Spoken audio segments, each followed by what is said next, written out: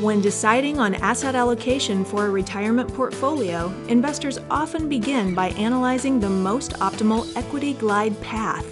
An equity glide path refers to the projected changes in asset allocation throughout retirement. A declining equity glide path is where you gradually reduce your portfolio's exposure to the volatility of stocks and increase your allocation to bonds. A static equity glide path is where you stay with a specific allocation, such as 60-40 stocks to bonds, and annually rebalance your portfolio to keep that allocation. A rising or inverse equity glide path is the opposite of a declining glide path.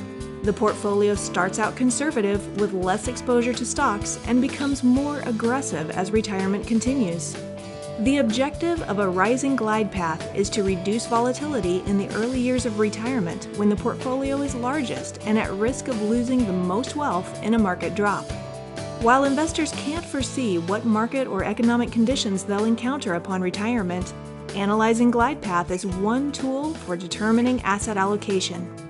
To learn more about retirement portfolio allocation, give us a call or stop by our website today.